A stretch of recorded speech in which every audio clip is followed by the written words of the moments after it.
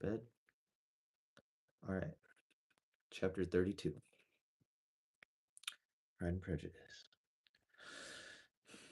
Elizabeth was sitting by herself the next morning and writing to Jane while Mrs. Collins and Maria were gone on business into the village when she was startled by a ring at the door, the certain signal of a visitor.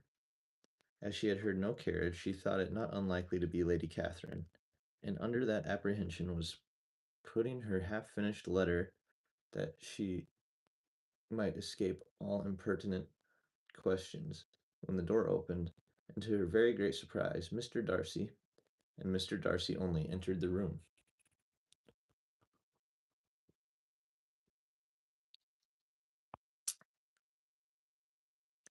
He seemed astonished, too, on finding her alone, and apologized for his intrusion by letting her know that he had understood all the ladies were to be within. They then sat down, and when her inquiries after Rosings were made, seemed in danger of sinking into total silence. It was absolutely necessary, therefore, to think of something. And in this emergence, recollecting when she had seen him last in Hertfordshire, and feeling curious to know what he would say on the subject of their hasty departure, she observed, "How very suddenly you all quitted Netherfield last November, Mr. Darcy. It must have been a most agreeable surprise to Mr. Bingley to see you all after him so soon, for, if I recollect right, he went but the day before. He and his sisters were well, I hope, when you left London?"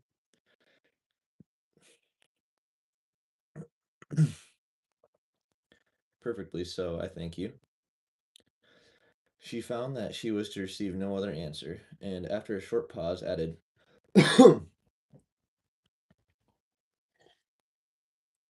and after a short pause added, "I think I have understood that Mr. Bingley has not much idea of ever returning to Netherfield again. I have never heard him say so, but it is probable that he may spend very little of his time there in the future. He has many friends, and is at a time of life when friends and engagements are continually increasing."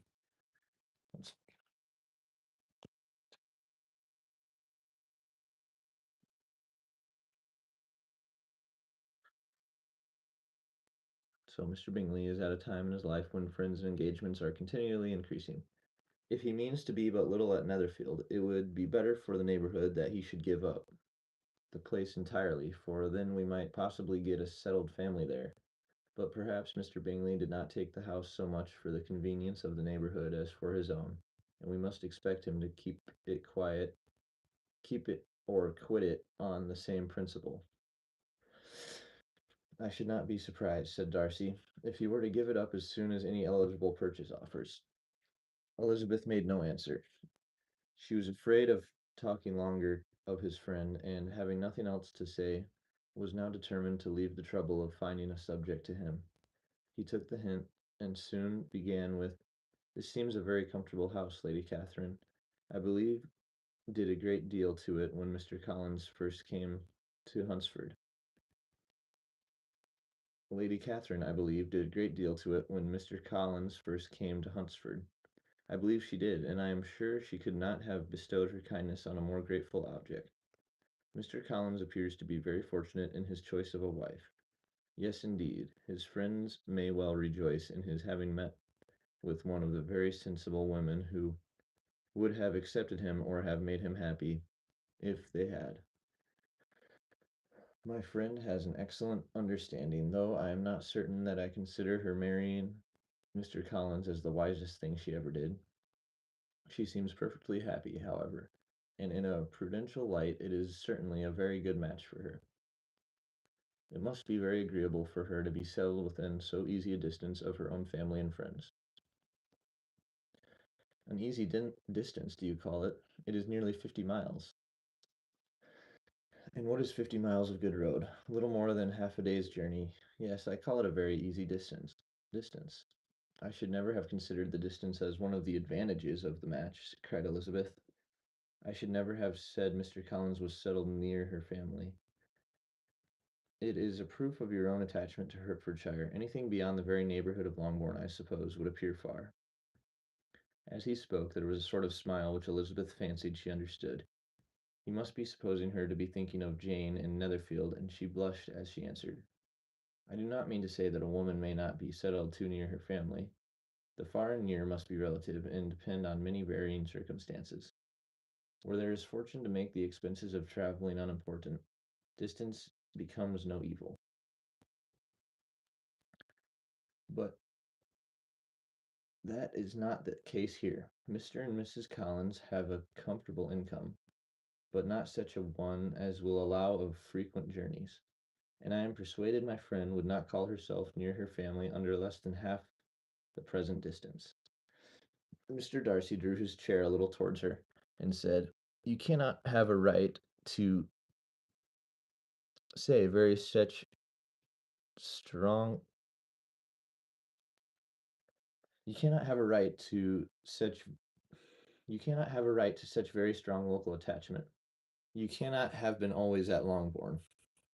Elizabeth looked surprised. The gentleman experienced some change of feeling. He drew back his chair, took a newspaper from the table, and glancing over it, said in a colder voice, "Are you pleased with Kent?"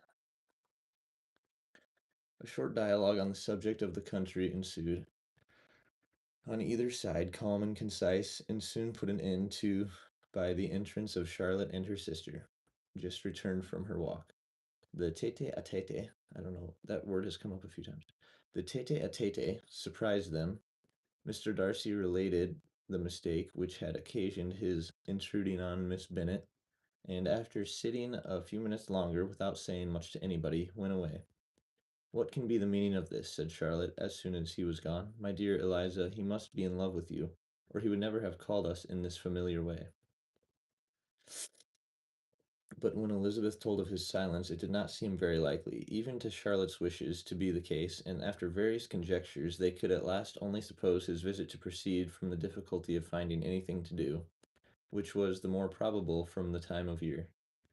All field sports were over. Within doors there was Lady Catherine, books, and a billiard table, but gentlemen cannot always be within doors, and in the nearness of the parsonage, or the pleasantness of the walk to it, or of the people who lived in it, the two cousins found a temptation from this period of walking thither almost every day.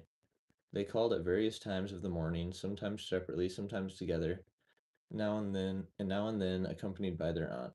It was plain to them all that Colonel Fitzwilliam came because he had pleasure in their society, a persuasion which, of course, recommended him still more, and Elizabeth was reminded by her own satisfaction in being with him, as well as by his evident admiration of her former favorite George Wickham, and though, in comparing them, she saw there was less captivating softness in Colonel Fitzwilliam's manners, she believed he might have the best informed mind. But why Mr. Darcy came so often to the parsonage it was more difficult to understand. It could not be for society, as he frequently sat there 10 minutes together without opening his lips, and when he did speak, it seemed the effect of necessity rather than of choice, a sacrifice to propriety, not a pleasure to himself.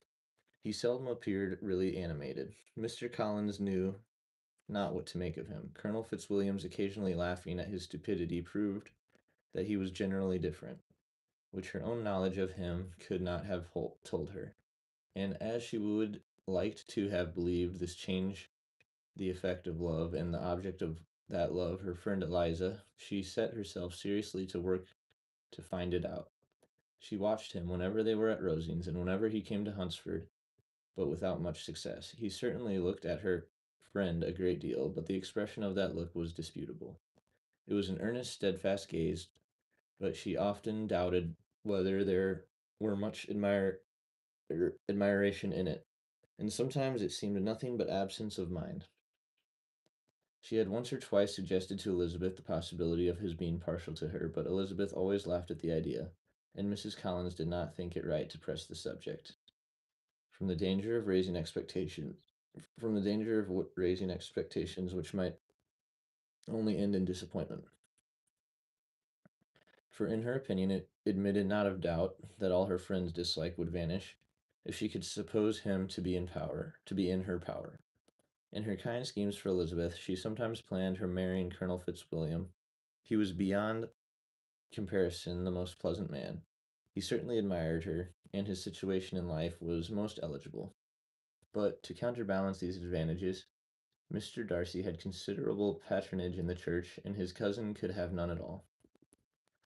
Chapter 33. Okay, I'm going to end it now because it's like hot in here and I don't know what's going on. Okay, see ya. Love you.